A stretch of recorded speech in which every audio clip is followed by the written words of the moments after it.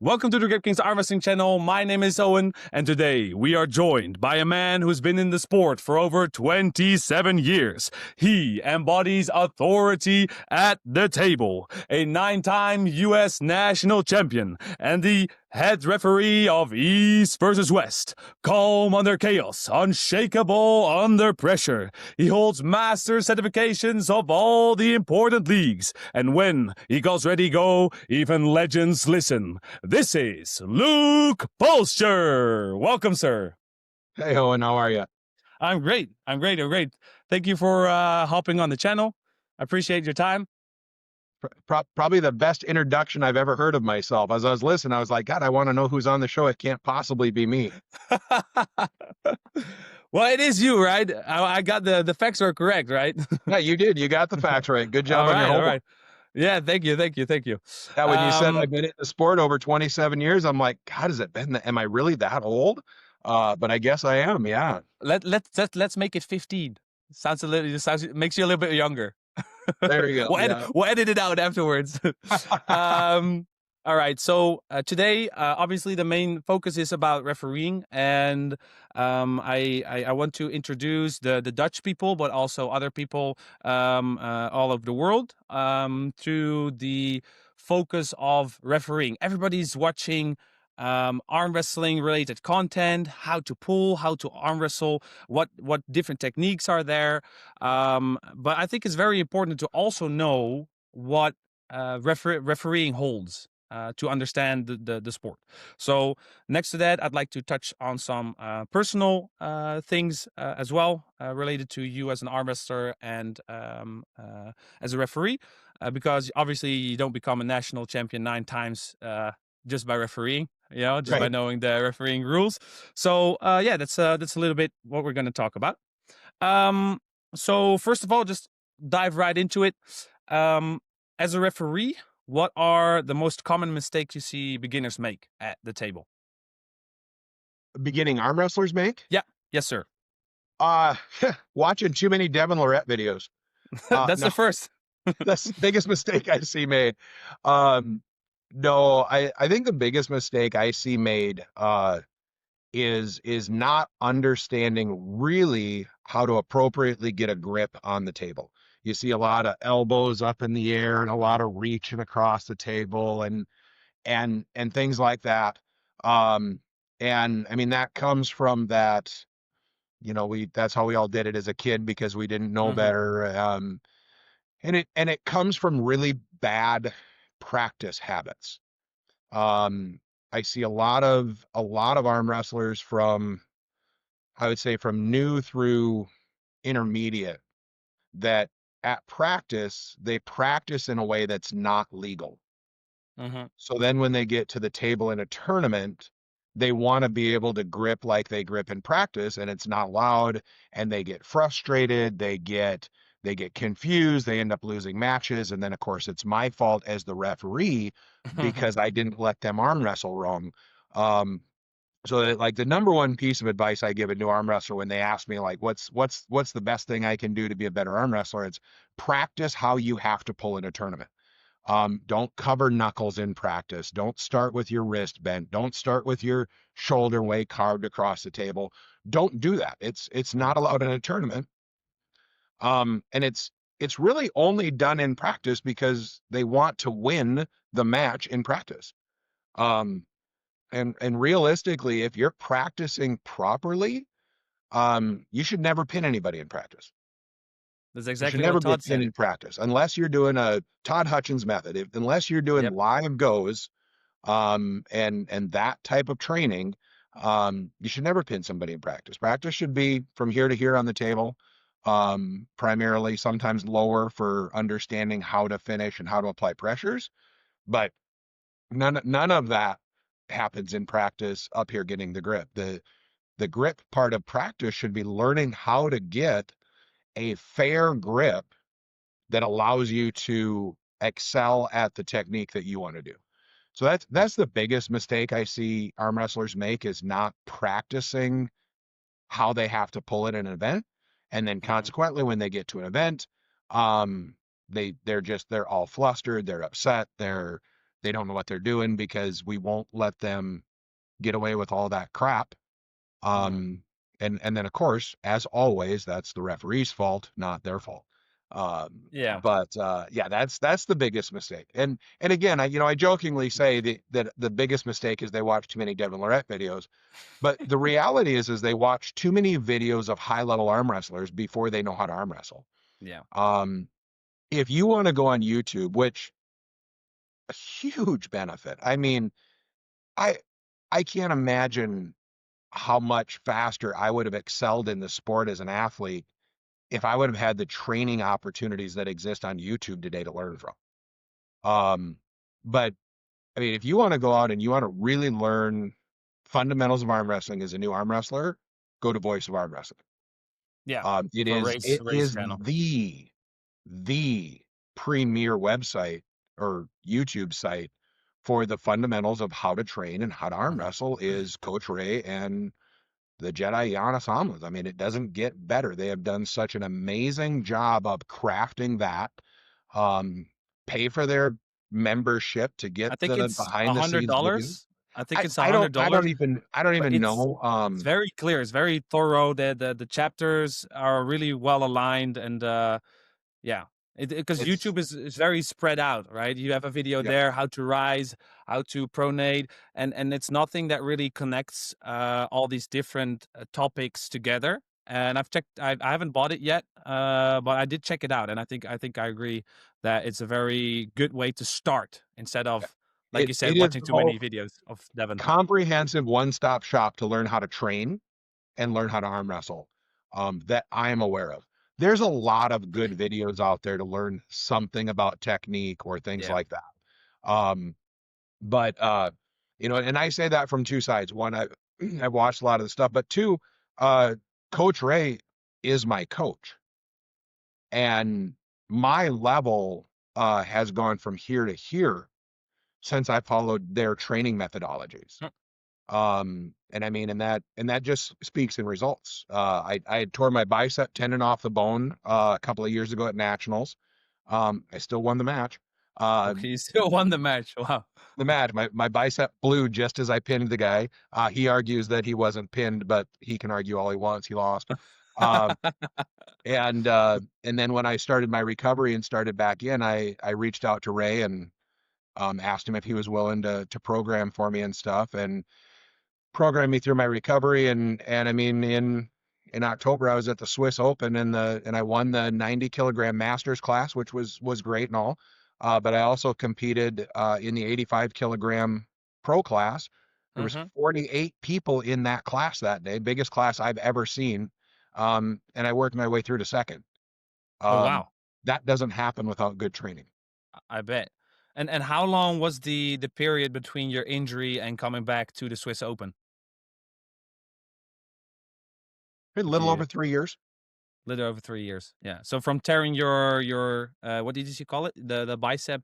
Yeah, the bicep tendon down here. Okay, the bicep tendon. It took over 3 years to get to that level. Yeah, All right. I was back highly competitive within 18 months Okay. from the injury. I I And how? was I was released to compete 6 months after the injury.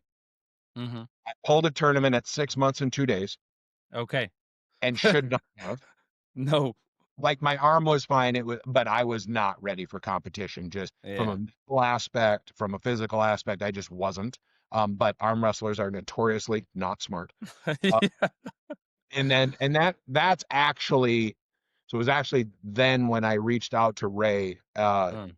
because that tournament was in November, the Brezink Cup in Utah, Bob Brown's tournament, and then I reached out to Ray probably in December and started my training with him that January. Mm.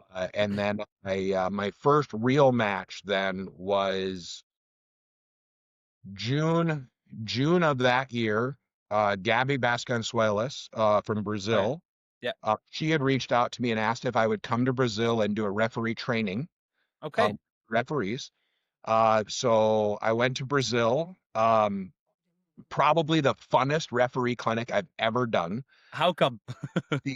because none of the referees spoke English and I don't speak Portuguese. Amazing. And so Gabby was the translator, and I would explain something, and then she would explain it, and then they would ask questions, and she would talk, and they would talk, and she would talk, and then she'd look at me and go, "What's next?" And I'm like, "Do I need to know any of that?" She goes, "No." No. Okay. Um, so we did a couple of hours seminar, and then we did a lot of live training during the tournament there. Huh. It was their regional qualifier to go to nationals. Okay. So I want to say there was 400 plus entries. Wow. There was, 400 is a I think, lot. I think, I think there was 6 tables running. So 12 referees constantly. And I was in charge of rotating the referees, watching them as they perform, correcting them as they were going, and helping them learn live time, which is very complicated. Um, and everything. And it just went really, really well. The referees were very appreciative. They were I still get messages from those referees years later asking questions. They'll send me a video and say, I know I did this wrong. How should I have done it right? Uh, Which is awesome. But that I also had a super match down there. I pulled a gentleman by the name of Rodrigo. I cannot say his last name. And it was very amusing because I've known Gabby forever. We met at Worlds. We've known each other forever. She knows the level of arm wrestler that I am. And I asked her, how do you think this match is going to go? And she goes, "Oh, he's going to beat you. I don't think you'll win a round." And I'm like, oh. "Oh, Oh. okay." And she goes, "He's the best 198-pound arm wrestler in the nation. Um, you're just not going to win." And I'm like, okay. Well, before the match started, Wagner Bertolato was there, and I went over to Uh-huh. say hello to Wagner. Wagner speaks very little English. Um, and when we shook hands, he grabbed my hand and he looked at it and he goes, "You pull Rodrigo." And I'm like, "Yes." He goes, "You will win." That's what he said. Just And I'm like, "Okay." Well, I did. I swept Rodrigo 3-0, really pretty easy. It was a pretty oh, dominant match. Um, oh, and Gabby was just like Gabby and Victor, her husband was flabbergasted. just everybody was, and it was such a fun event for so many reasons. But the one thing that was so, I guess, foreign to me was how many people wanted their picture with me, all those things, because I was the new person in town and they knew who I Mm, was. I'm just used to being in the United States where everybody knows who I am and I'm just Luke. Like yeah. I'm not special. So that type of attention was very flattering, very humbling, and just kind of weird. And now with East versus West being so popular, um, I get recognized places by people that aren't arm wrestlers. Oh, really? So it's And that reaching is over. very strange. Like I grew up in the sport when arm wrestling fans were just arm wrestlers, Yeah. not people that didn't arm wrestles, you know. So like when somebody walks up to me at a gas station and says, "Hey, are you that?" And I'm like, "Yeah, can I get a picture?" Sure. Sure. It it's just weird. Um at the Texas event last year, I don't remember what number it was. But it was the event where John pulled his last match with Yoshi Kanai. At one of Okay. the breaks, I walked out to use the restroom, and a person came over and said, "Can I get your autograph?" And my response, instead of going, "Of course," was, "Really?" I just so shocked. My autograph? You want my autograph? He fixed it. He's like, "I want you to sign the strap." And I'm like, "Oh, that actually makes sense. Have a referee Oh, sign that's the cool. strap." Um, so yeah, so no, I'm a big fan of Ray and Giannis, Uh, and the work that they do on the website. And then like I said, I can speak to it firsthand of how effective their training method is to help you climb the ranks. so do you think that let's say I reach out to Ray as well and he builds a program for me. Do you think that will eventually also help me to explain such a program towards my team? Because I have like a small we are in the Netherlands, we have a lot of new people in the team, in the Grip Kings arm wrestling team. So, and I'm trying to continuously improve my arm wrestling level so that I can eventually also teach it towards them on the table. Do you think um, does is Ray such a coach that he that will help me stream it down towards the rest? Do you think that will? So that part doesn't fall on Ray. That part falls on you. So Yeah, it fair. really Yeah. depends on how, forgive me for the words, how smart you are Mm-hmm. in your ability to take what you're doing and translate it and teach it. Some Yeah. people can do that very well. Some people simply can't. Mm-hmm. Like some people can follow a program perfectly, have wonderful success, but can't like they could share the program and say, do this, Mm-hmm. but they don't have the understanding of why the program is working. They just know it works. So that's really going to fall on your shoulders on if you have if you can articulate, if you understand why what you're doing is working the way it's working, Yeah. you'll be able to explain it. If you don't really understand why the exercises are put together the way they are, why they change every 3 weeks, why reps and sets change every week, why there's lower volume days, higher volume days. If you don't understand those things, it's going to be very hard for you then to articulate that to somebody else. Articulated. So you take like the conjugate method with Todd. Yeah. Yeah. Um, there's a couple of things there.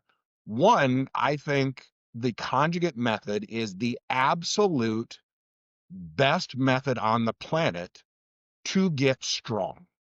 Mm-hmm. Period. I Period. I I would say I don't even think that you can argue it because, and not because of Todd, but because of understanding West Side Barbell and the Mm-hmm. conjugate method, where it came from, how it originally kind of came from what they understood of Russian training back in Mm-hmm. powerlifting days when and the progression of it and why it works. Todd was able to take that and build that into an arm wrestling program Yep. because Todd understood why it worked. Mm-hmm. So then he was able to translate that into an arm wrestling program that worked. Now there's two reasons that that program doesn't work for a lot of other arm wrestlers. Probably three reasons. One, they're simply not willing to put in the level of effort it takes to make that program really work. Because that programming is a workhorse program. Two, they can't physically handle the workload. Yeah. Structurally, their elbows can't handle it, their wrists can't handle it, their shoulders can't handle it. They simply structurally cannot handle the workload. That's what makes Todd special. Todd's special at some biological level Mm-hmm. with his structure that allows him to do the type of training he does. Now, I believe that some of it's probably genetic. Mm-hmm. I believe the other part of it is he's worked that direction for so long, he's developed the structure Yeah. that allows him to do it. If you, as a newer arm wrestler, really went in and followed his programming to a T, I believe you'd tear yourself apart. Yeah. You'd spend more time injured than you would billing. And then the third reason that the programming really doesn't work well for people is because they don't understand why it works. So they deviate from the program. They add things, they change things, they think they're smarter than the program, um, and things. And where I think one of the reasons that Ray's programming worked so well for me was I've been around long enough. I didn't bother to second guess anything. I just simply did what he sent me. I just went to the gym and did it. To me, it was refreshing. I didn't have to think about it. It was one thought process, one part of my life that I could That just you go. didn't have to think about. I have to, Yeah. my job doesn't allow me that. Yeah. I have In a the very financial focused industry, right? career. I don't get to relax at work, right? I No. have to be on thinking all the time. I run a financial planning firm. So my clients depend on me being on the top of my game all the time. So I don't get to Yeah. mentally shut off. I can go to the gym now, open up the training for the day But and just work. I don't have to think about it. It's Wow, one. that's great. That's great. I understand why you contacted him then. It's Yeah. yeah. Well, plus, That's you look at Latvia. I mean, there's like 7 people in the whole country, and half of them are world champions. yeah. Obviously, something they're doing works. I see. Yeah, it's I'm also working with Todd's strategy right now, but I'm slowly working through it. It's not that I'm fully following the program exactly, but I'm just trying to understand the different 3 week waves, right? I'm just figuring out some handles, so I'm not really stuck to it yet. I do follow the max effort day, isometrics day, volume day, speed day. I do follow that. Um, but I'm still trying to figure it out at the moment because it's to me it's quite thick material to Yeah, get through in the beginning. So I'm not teaching anybody in my team yet because I first want to fully understand the concept, like you said yourself, understand why it's working, why you're doing isometric day, why you're doing max effort day lifts, and you keep changing the handles for the same exercise. Um, and once I figured it out and I have all the different angles, because I'm making a small documentation of it. So what I'm doing now is I'm on my 3rd week, um, and I'm making pictures of the handles. So I'm giving them numeric values so that I know exactly what week I did what, and then yep, eventually I'll be able to make pictures of other exercises and paste them into the system, and then I'm just gonna give it a full rotation and see what happens. But I can already just from these last 3 weeks, I've climbed my riser from 29 kilos to 31. So that's about I think like almost 7% ish. And that's exactly what Todd said when I spoke to him.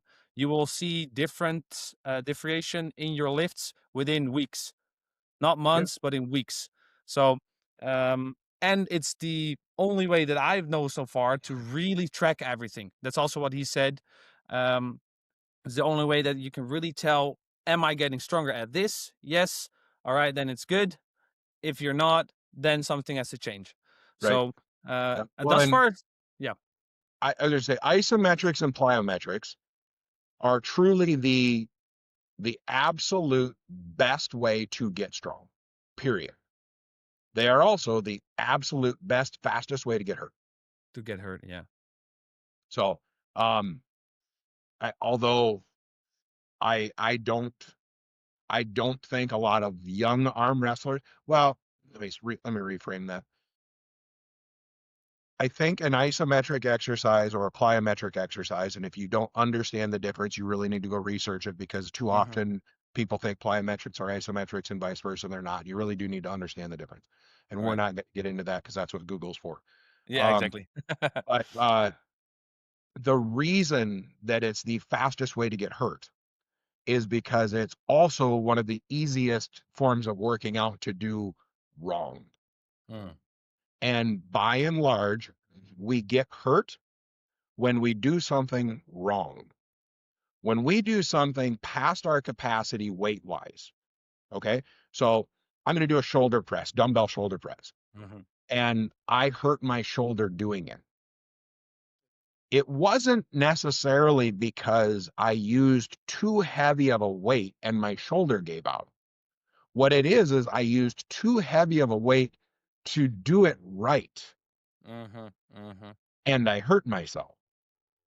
So it's, did the too heavy of weight cause me to do it wrong? Of course it did.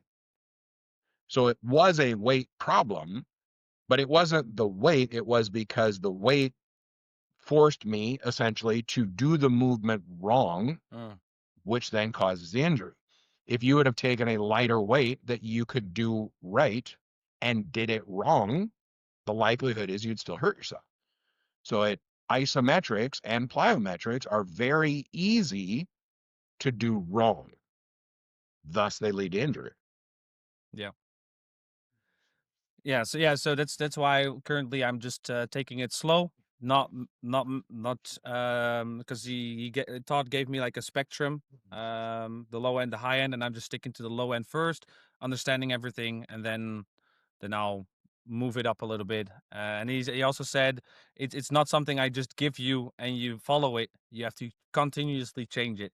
Uh, yeah, for new arm wrestlers, when they don't really have schooled referees nearby or in their area, is there still a way next to just watching YouTube videos to prepare for a refereed, officially refereed tournament or something?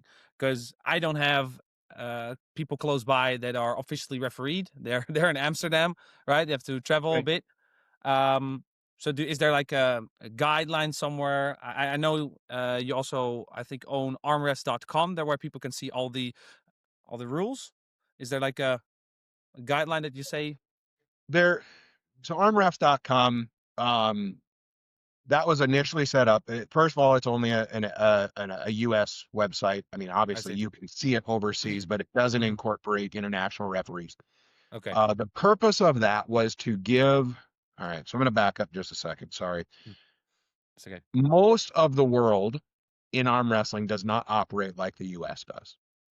So it's important that you guys understand how arm wrestling works in the US, where if you go to Latvia, there's a governing body for arm wrestling. They sanction events. Arm wrestlers go to events. Hmm. If Joe Schmo decides to have an arm wrestling event and it's not sanctioned by the governing body, nobody goes, right? It's just the way it is. Uh-huh. So there's control, there's quality control by doing that. There's consistency control. It's just the way most countries work. We don't do that. We have everybody and their cat putting on arm wrestling tournaments. We have people changing rules and making it better and all of these things. I've got to be different with my promotion, which I think you can tell from my tone of voice. I think that's a bunch of crap. Yeah. I think it really hurts the sport. I don't think it helps the sport, but that's a little bit different line. But so consequently, then you get a lot of events going on with a lot of very low quality refereeing because you don't have the money. Yeah. True. The money to hire reps. It is not cheap to fly me to your event. Not because I'm expensive from a payroll point, but No. it's expensive to buy somebody a plane ticket and provide them a hotel. So Hotel I get, food. I get that, right? So Yeah. you can't afford to pay $500 for a plane ticket, $300 for hotel rooms, and then pay me something for my time to come to your little event in Georgia. So I Yeah. get that. So the whole idea behind arm refs was to build a website where you as a promoter that wanted to have a tournament, or not necessarily a promoter, but you want to hold a tournament, you can go to a website and look for referees that might be close enough to you that you can afford to bring them to you and know their credentials. So the only way that you are on that website is if you're actually a certified credentialed referee. You're not just Eddie's cousin that watched arm wrestling once, so you can ref. Because we have a lot of that in the US. Well, Mm. just I'll just bring you out of the crowd and you can help ref. Mm-hmm. Stop it. Right? That's how we have injuries, that's how we have crappy events. It's just I understand that hiring referees costs money, but it's in my opinion, it's not the right shortcut to take. Obviously, I'm biased. I'm a referee. I want good refereeing at every event. I also know that that's very difficult to do because in America, there's two or three events almost every weekend, and there's only this many good referees, right? If you have this many tournaments and this many good referees, you can't be everywhere. So that was initially why I built the website, was to allow people that wanted to hold a tournament to have a place to just go look and see who was around. Could they find a referee within a couple of hours that maybe they could drive there instead of flying them there Mm. and stuff like that? Then I expanded it and put rule sets on there, um, how to guides, how to be a better referee. So it's a resource for referees as well. There's links to Judith from Poland. She's an IFA referee, but she's done some really, really good how to ref videos. So there's links to those videos that you can go and watch as a referee to build your skill set. Um, your question of how do you train in your club in a way to be ready for a professionally refereed tournament is you have to understand the rules. Like you have to know the rules. Biggest mistake I think arm wrestlers make is they don't know the rules. They think they do, but they don't. It baffles me. It baffles me how many elite level arm wrestlers don't actually know the Still rules. don't. When they say, "No, that's not the rule." Well, yeah, it is. I, I'm gonna be so arrogant right now to say I'm a rules expert. And I people know still all the doubt you rules. sometimes. They still question you like, no, that's not true. Yes, I'm like, trust me, I'm right. Sources, Right? trust me. Yeah, yeah. At this point, I'm gonna say that if there's an expert on rules, there's probably a number of us. I've got to be on the list. You got to be on the list. Certainly don't argue with me about East versus West rules. I wrote the damn things. So yeah, I'm gonna say I know them. But so if I was an arm wrestler and I wanted to get better at arm wrestling, one of the first things I would do is I would go sit through a referee clinic. Yeah. The better I understand the officiating, the better I can compete. Now, that is not go understand the rules so that you can figure out how to cheat. Go understand the rules so you understand the game. Unfortunately, as an arm wrestler, we have to intimately understand all the rules. Mm-hmm. Think of a different sport. We'll think of football, your football, not mine. So soccer. Mm-hmm.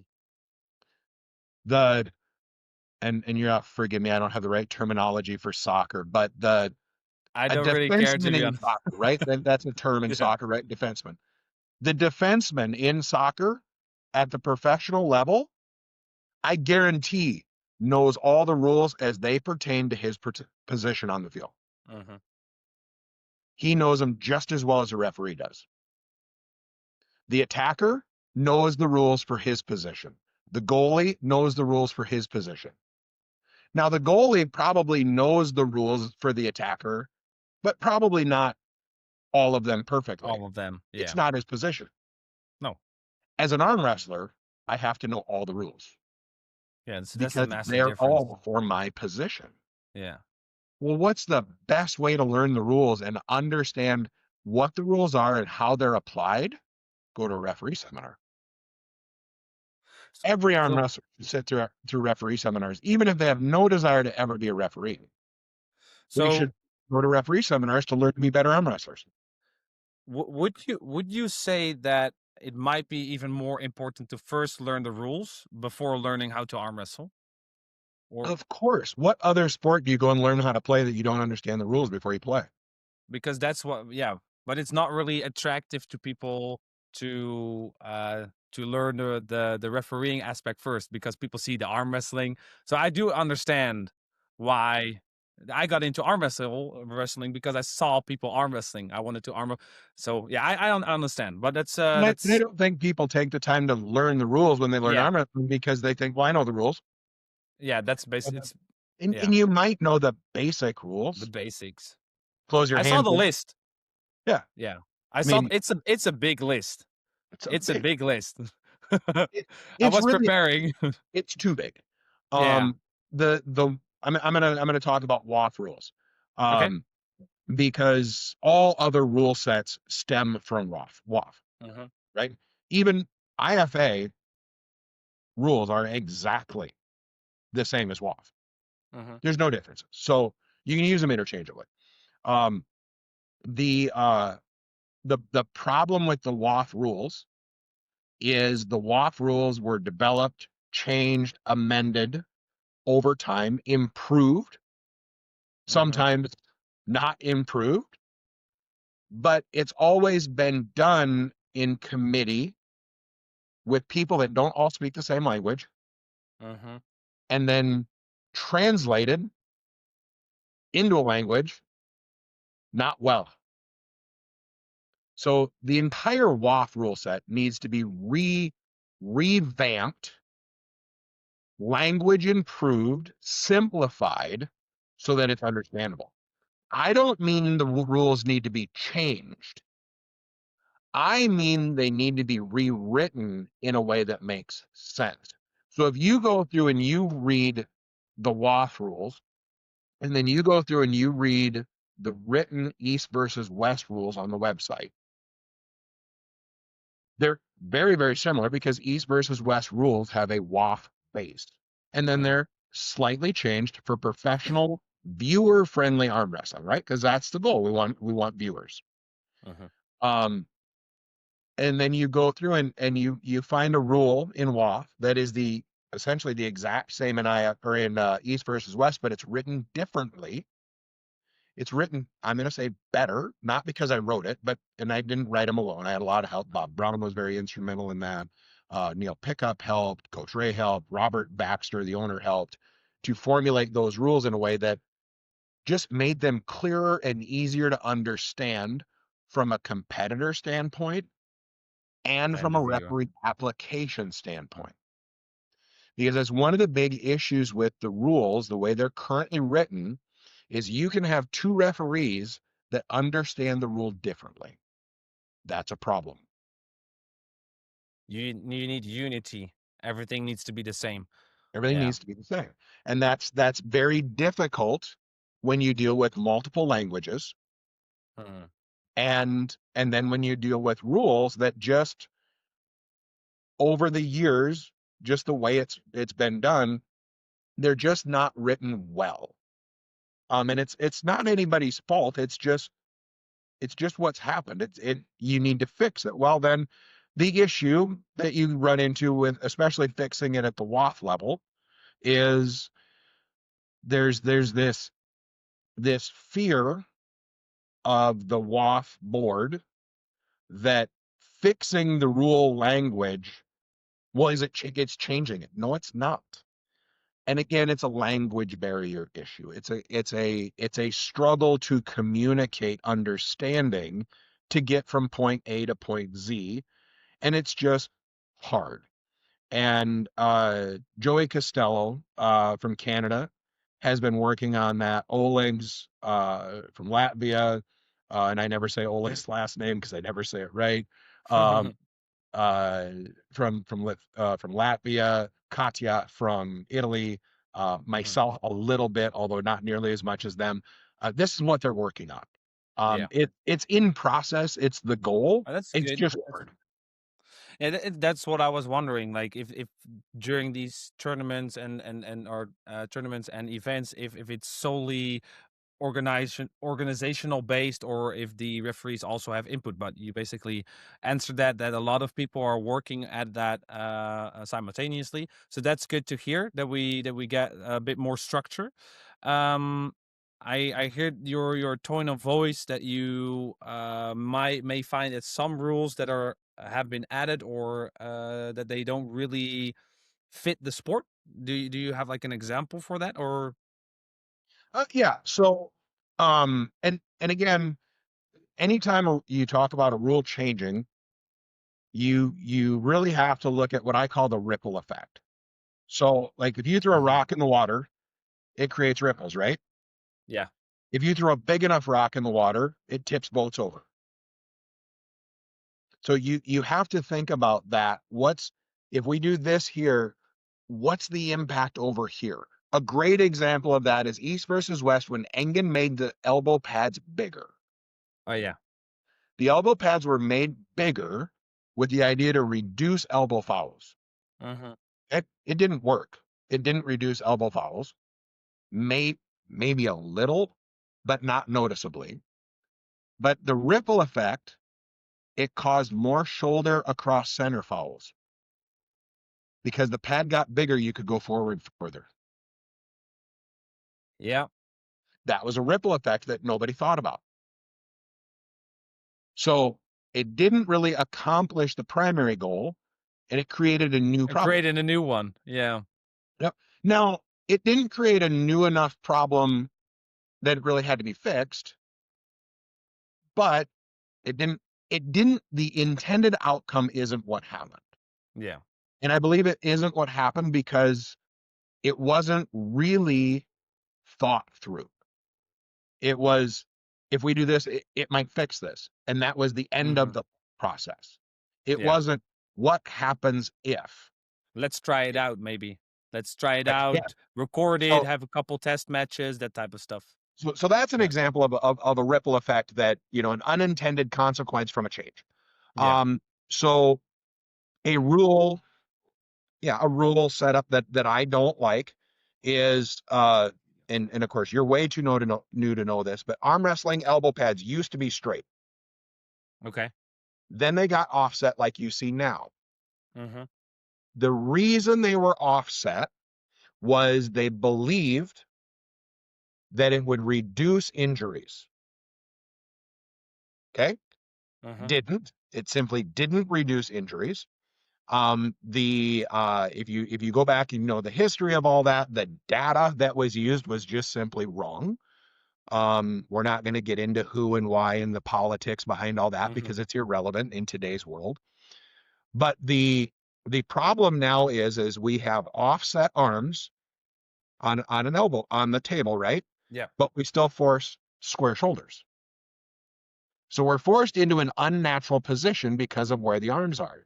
Really, the shoulders should be allowed to be at the same angle as the arms Mm. are. That's actually, so you need to be square to each other as competitors, not square to the table with offset elbow pads.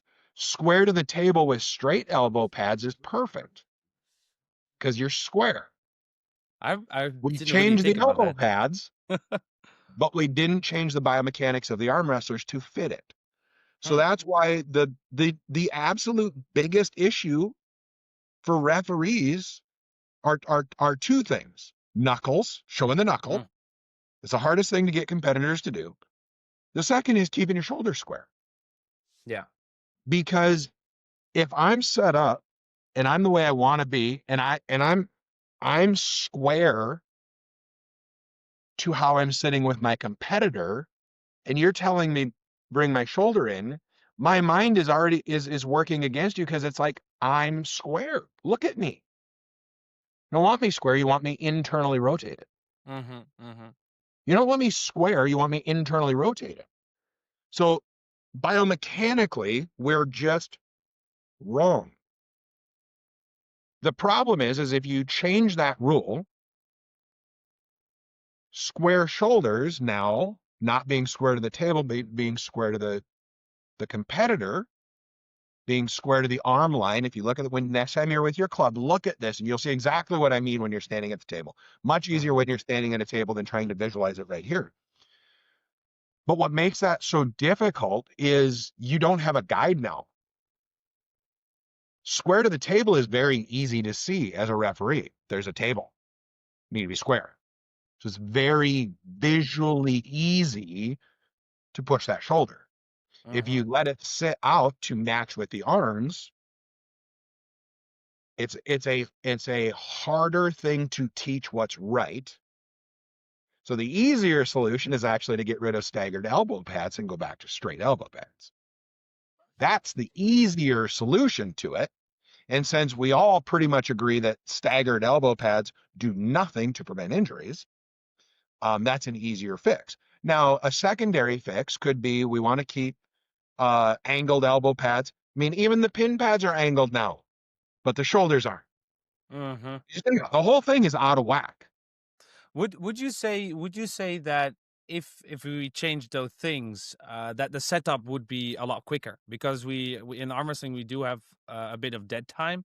Do you think that will fix that, or is it more? It could possibly marginally improve it. It Okay, doesn't fix it.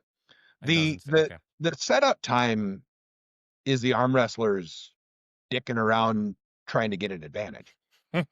It's not the referees trying to strain a wrist or a shoulder. It's the arm wrestler trying to get an advantage. If you want faster setups, tell your arm wrestlers to follow the rules. and Pretty follow seminars and etc. because then they'll know into the the ref. rules exactly. Heaven forbid.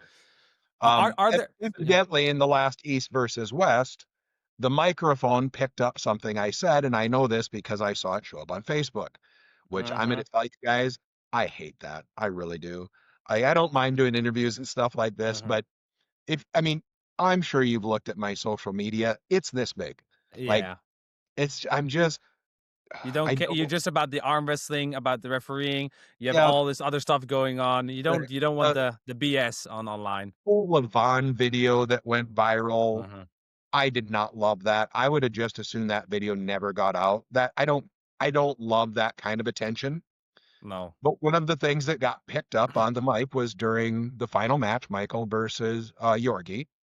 In the second round, you could hear me say on the microphone, "You guys would be a lot better arm wrestlers if you stopped reffing," Yeah.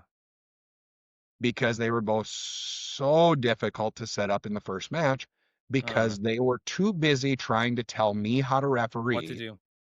instead of listening and arm wrestling. That's that's a problem, right? I Yep. get it's a biggest event of their life at that moment. There's the opportunity to progress upwards in East versus West. There's the opportunity to win the win bonus in the match. There's all the pressures and everything that go with it. I get it. But the reality of it is all of those things happen better for the athletes if they simply follow the rules and listen to the referee. They just do. On a podcast once, somebody commented, "You call too many fouls to me." My response was, "Do I call too many fouls, or do arm wrestlers commit too many fouls?" Yeah. I mean, really, what No what response. are we talking about here? Because if I don't call a foul, you're all more than happy to put a match in slow motion, And find something in one screenshot where we made a mistake that live speed was so fast the human eye couldn't catch it, and point out yeah. on Facebook that I'm the worst referee to ever walk the planet.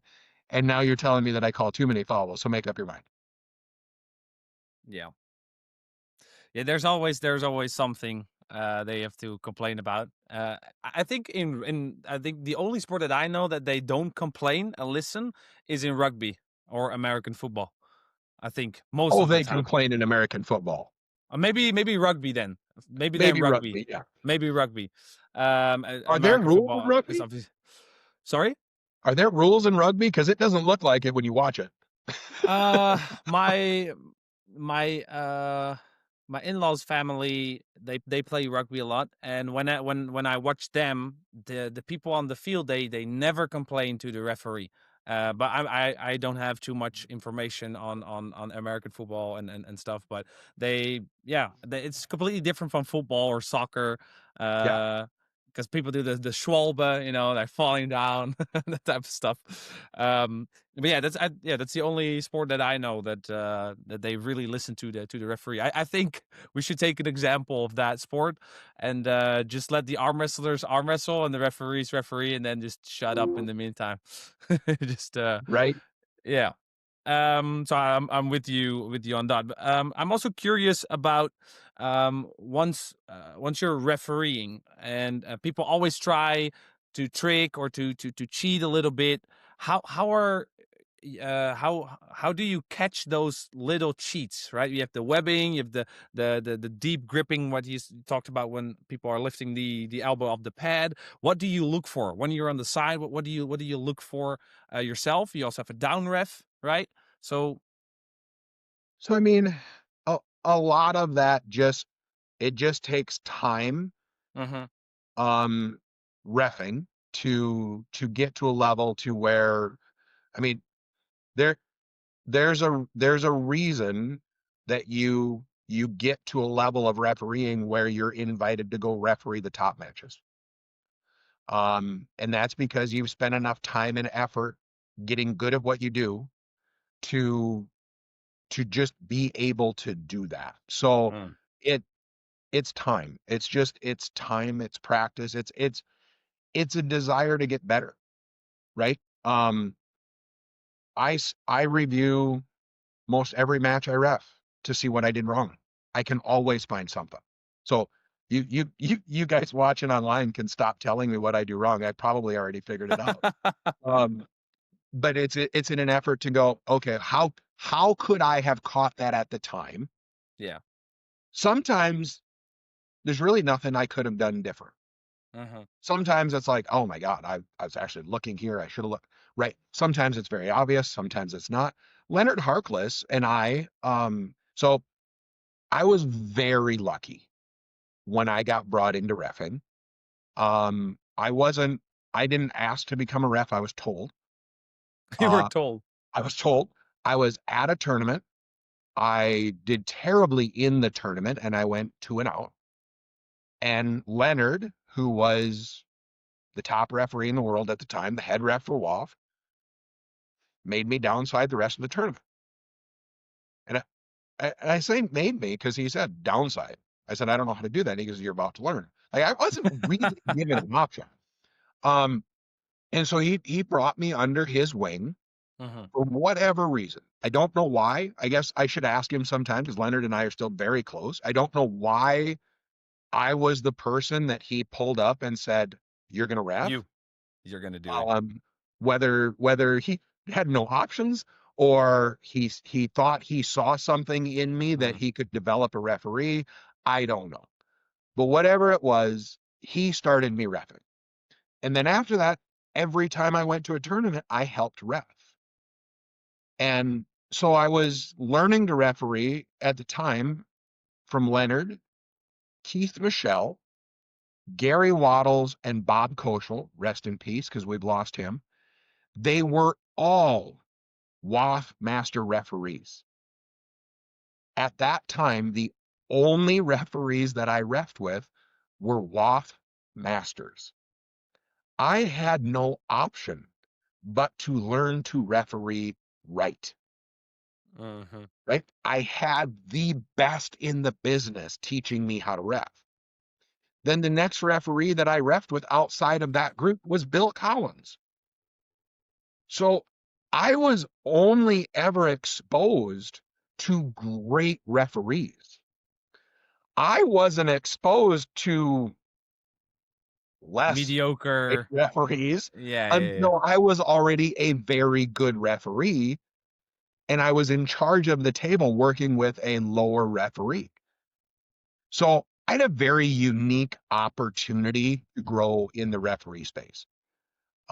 It provided me a lot of opportunities. It provided me Uh-huh. the opportunity to travel to compete because they would cover my hotel room or my travel and they'd let me arm wrestle.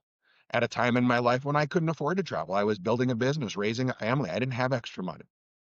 Referee provided me that opportunity. It helped me understand how to be a better arm wrestler because I had the best seat in the house and I understand the rules. Um, about the only top, top level arm wrestler that I've never said go is Levon. I have not given Levon a ready go. I will at some point. I'm certain of it. Um, but I never had the opportunity to tell Andre Pushkart go. Uh-huh. But had we have not lost him way too soon, I expect I would have by now. Which is really cool. But so I spent a lot of time under pressure, learning to referee, learning how to watch the whole table, learning how to see everything, from the very best referees at that time on the planet. Arguably, some of them still are the very best referees. I still think some of the very top referees out there are Leonard, Keith Michelle, Bill Collins.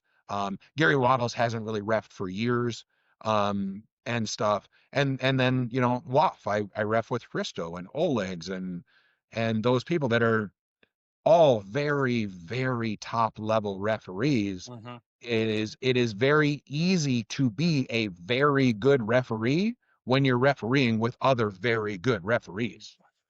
Um, Case in point, and we're not going to use a lot of names here, but there was an event where Olegs was at refing a tournament, Uh-huh. and his downside referee was less than great, and Olegs was struggling. And afterwards, I figured out why. And I sat down and I talked to the legs about it. And I said, first of all, stop beating yourself up. He knew he didn't ref his best day. Like, we know when we're not doing our best. We're not stupid. We all have bad days. We're all off. We know. Um, I explained to him he's never been in a position where he had to essentially ref the entire table by himself. Yeah. He's always had a reasonably good Downward. downside referee that he could count on. And he didn't that day. And he struggled because of it, because he's never had to do that. I've had to do that half of my career. So for me, I'm used to having to ref essentially a whole table with a downside referee that really only calls a pin, that I Yeah. don't even count on to tell me if the offside wrist is straight. I do it. So I can how do it. much do you usually how much do referees usually rely on their down ref? How If important is that person? if you've got the downside, so let's talk about East versus West. I Yes. rely on my downside referee to run half of that match. I rely on them to handle their side of the table, their half of the job. So in the right scenario, refereeing is very much a 50-50 game. Hmm. And you can only do your best work if your teammate does their best work. What a lot of people don't know is when we go to East versus West, our referee team trains before Together, the event. as they We should. get on the table, we run every time. We're practicing, we're talking to each other, we're talking about mistakes that were made. How do we improve this? We're talking about the matches that are on the card, what we know of the athletes and what we know we have to watch for to make sure that we can run fair matches. So it's not a show up, throw on stripes, walk onto the stage and go.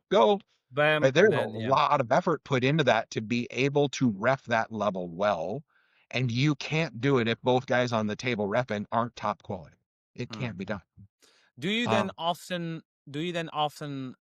predict the outcome of certain strategies that arm wrestlers will make on the table because you're constantly practicing the matches. You're looking at the card. I bet you then probably have a very good idea of a scenario that will probably take place on the table once the matches are being held. oh, sure. I mean, any Michael Todd match that you have, Hmm. you Yeah. know that you are going to watch Michael hover this far above the pin pad, Hmm. and his elbow is going to be at the very back edge of the pad. The opponent's elbow is going to be on the very front of the pad because they're trying to press Michael out. Hmm. And Michael's shoulder is going to be in a position that you have to watch for the King's move. Yep. So you know in that scenario that at all times you have two elbows, a pin, and a shoulder that you have to watch constantly, both of you. So as a referee, I can't watch just the pin. So in that scenario, when Yorgi has Michael this far above the pad, I can't only look at that. I have to look at that, Michael's elbow, Yorgi's elbow, and a shoulder. I have to be able to see it all It's like at the same time, and my eyes are constantly moving. You have to. Now, my downside referee, he can't see Michael's elbow, but he can see Yorgi's, and he can still watch for the shoulder. So he's got his job.